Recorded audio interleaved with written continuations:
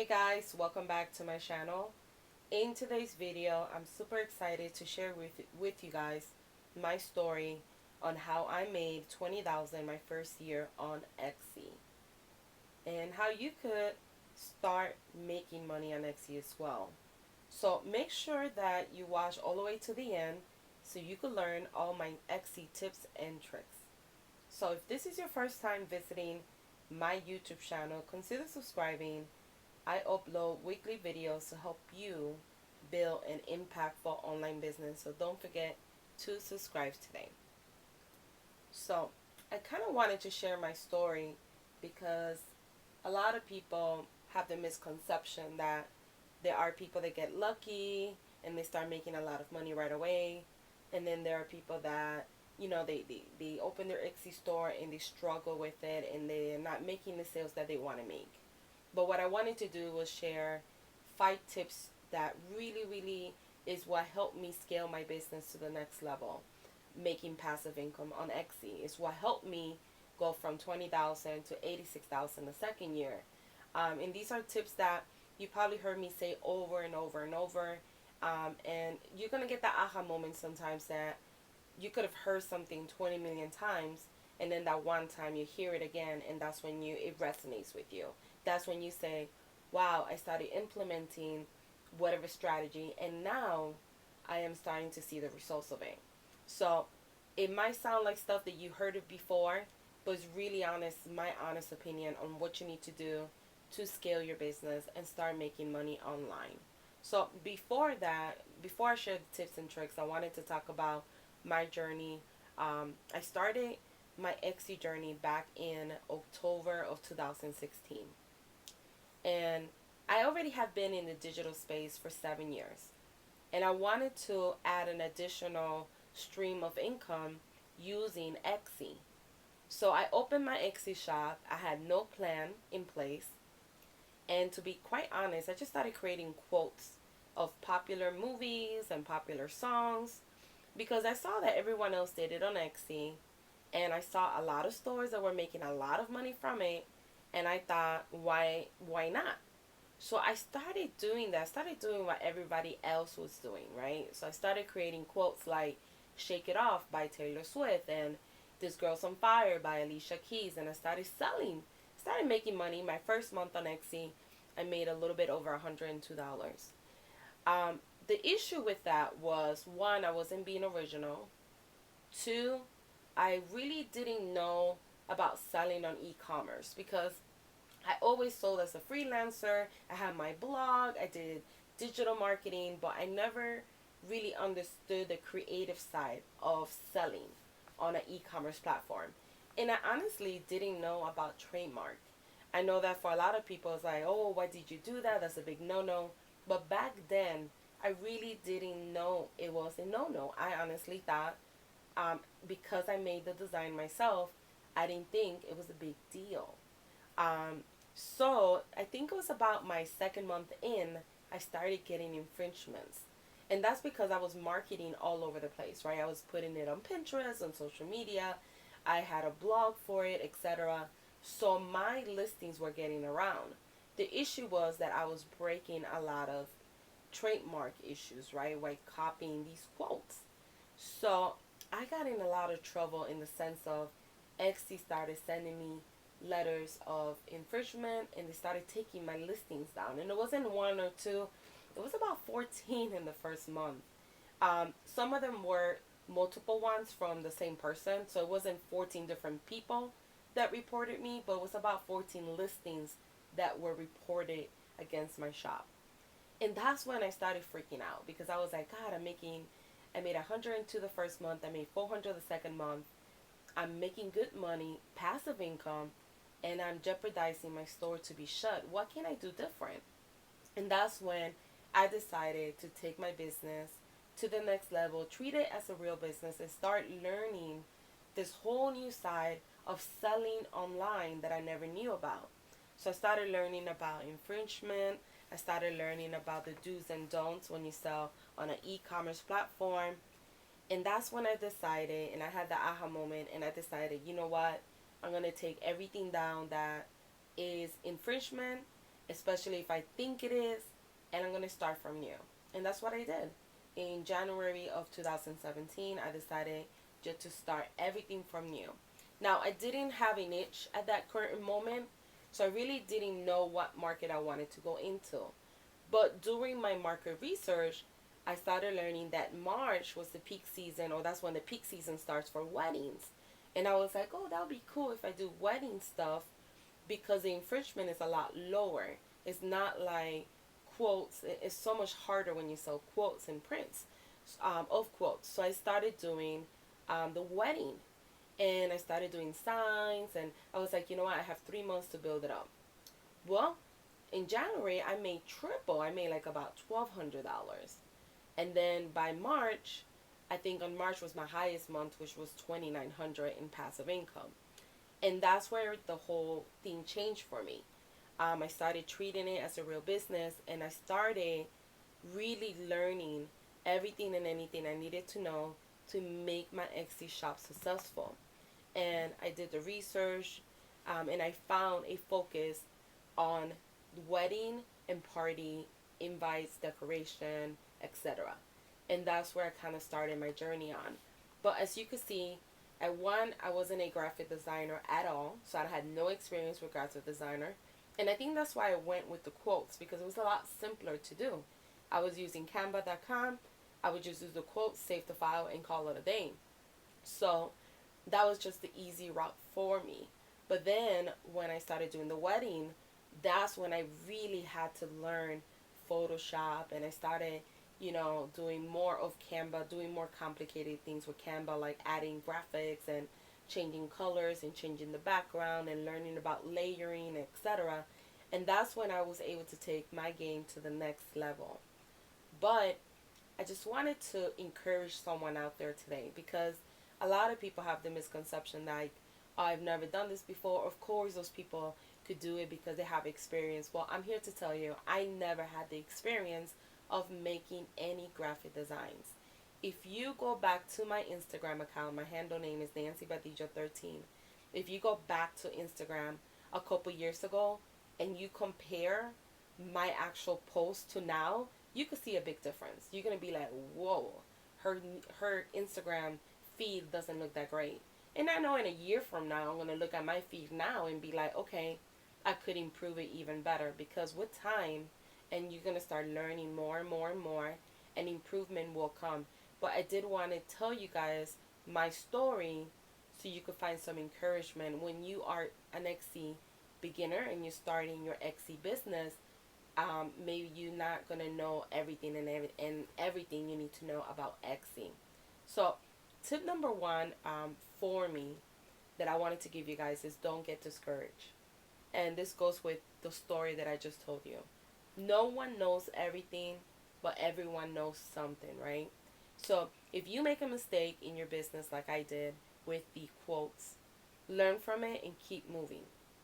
The nice thing about building a business now in 2019 is all the free resources that they are out there.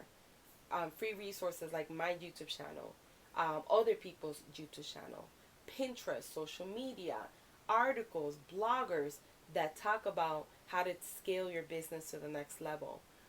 If you try to build a business back in 1980 or before the internet, it was so much harder because you had to really experience it to learn it.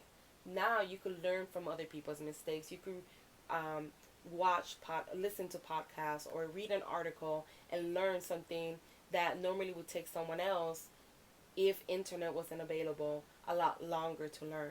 So don't get discouraged and keep pushing through. That's my tip number one. Tip number two is niche down. So finding your niche or niching down is very, very beneficial. It's a vital step in marketing your business. It's going to help you with so many things. Like, the first thing it's going to help you is going to help you identify who is your target audience. If you don't know who your target audience is, it's going to be really hard for you to target your products to the right people and right individuals that are ready to go ahead and buy from you. Number two is going to separate yourself from your competitors when you know how to, when you niche down. You'll be able to be in a lane, in your lane. You'll be able to be identified as an expert in your field. The biggest mistake you could do, in my opinion, is have too many items of different stuff. I kind of did that in the beginning. I had quotes, I had stickers, I was selling it. My brain was all over the place because I would see somebody else do it. I'm like, oh, that's so cute. I could kind of do similar or even better, and then I would create it. So the biggest thing I learned is to niche and niche down. So make it into everything and anything about weddings, or everything and anything about, maybe you're doing like party designs. Just keep it that way. That's going to be better than having so many different variations of different things, because that will confuse that person, and they might like your wedding designs, but they might not particularly want to follow you if you're selling, let's say, gym shoes as well, right? So just keep it very niche down, and ultimately it's really, really going to help you to separate yourself from the competitors.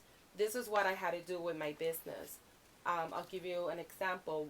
Before Etsy, I used to be a blogger, and I talked about everything and anything digital marketing.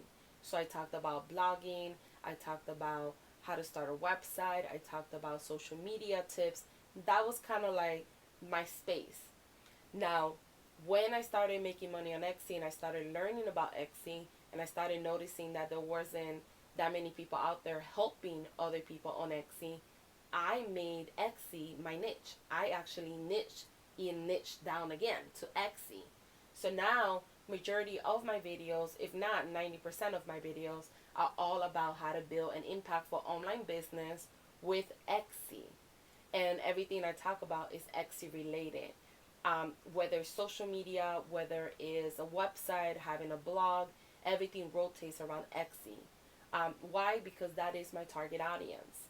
So niching down was the best thing I did, because before I was so broad, I didn't really identify a set of group of people. So I wasn't growing at the pace that I'm growing now, my business.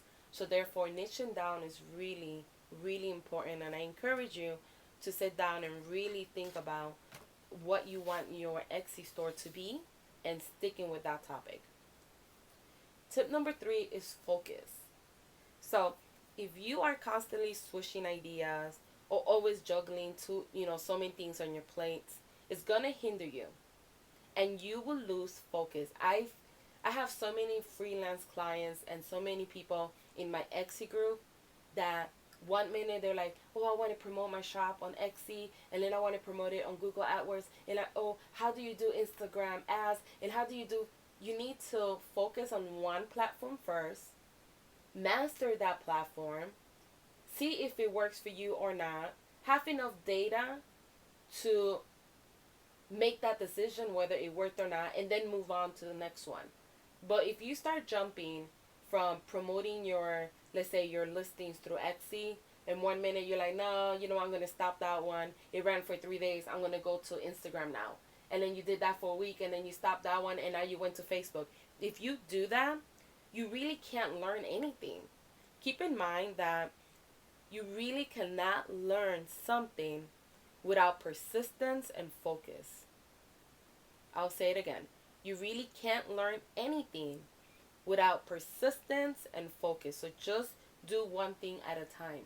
If your focus is all over the place, you will never master whatever you wanted to learn, and therefore your first initial thought is it doesn't work. But then you see other people and it's working for them. The reason why it's not working for you is because your focus is all over the place. So therefore, you're not giving it the time it needs. You're not being persistent with it to learn some true value from it, and learn from like what you did right, what you did wrong, how to improve it. What are some things that you did differently that went ahead and improved your whatever promoted listings, or your tactic using Instagram, or growing on Pinterest. You have to stick with one thing at a time and do not lose focus. I think that's another mistake I was making in the beginning. I had too many projects. I was doing Etsy, Then I decided to do another Etsy shop on top of the new Etsy shop, which I was still learning how to do. Um, I was still doing my blog. I was just all over the place. I was working on a podcast back then that I never really actually did. So I was just all over the place. I wasn't really focusing all my time on the business that I wanted to grow as a passive income. Um, if I would have probably done that, I would have made less mistakes in the beginning. So focusing is very, very important to scale your business. Number four is treat it as a real business. Treat Etsy as a real business. It doesn't matter if you have zero sales. It doesn't matter if if you open your store 6 months ago and you only got 10 sales. It does not matter. You have to treat it as a real business. But if you treat your business like a hobby and you just work on it whenever you have time, don't expect it to grow. Because I have news for you. It's not going to grow. If you say, I'm going to do Etsy just on Saturday because that's the only day I could do it, then don't waste your time on it because it won't grow. Etsy, you have to treat it as a real business. Just because you didn't open a storefront and you didn't have to put a deposit of 50,000 and you didn't have to get a license doesn't mean, or you didn't have to get a permit, doesn't mean it's not a real business. There are people out there that make six figures on Etsy, right? So if you want to scale your business to that level and start making that type of money, you have to treat it as a real business. I think for me, the biggest mistake I made in the beginning, I didn't have a logo. I didn't bother to put a banner. My About Me section was very short and I didn't even put anything in it important of who I am and why I started my store. I just did a really quick job on it. I just wanted to start making money. And I think that what I learned in the course of the last 3 years is that whatever you do, whatever you're going to spend time on to build a passive income or build a business, if you start it wrong, it could actually hinder you. So just sitting down and taking the time to do those little things is going to set you apart from your competitors, from people that don't do the same either, right? It's going to make you look more professional, and it's going to make you value when you start making money because you put so much energy behind it. And then if for some reason it doesn't work out, you could honestly tell yourself, you know what, I did everything and anything I could do and it didn't work out for me, so this must not be, my market, or the product I'm trying to sell is not doing well, so I could quit. But then you could quit and not feel so bad, right? Because you gave it all you have. But if you do all these, shortcomings, you're not doing everything you're supposed to be doing, you're always going to feel a little bit disappointed, even if you don't admit it to yourself. You're always going to feel like, like either you're going to put a blame, like, oh, it's just Etsy, or you're going to say to yourself, I didn't really put the effort behind it. So treat it as a real business. And, and I wanted to talk a little bit more about treat it as a real business real quick. You need to invest in yourself, in your business. So you need to invest in tools. You need to learn new things. You need to adjust to changes. And you always have to treat it as a business, like I said, even in the beginning of the stages.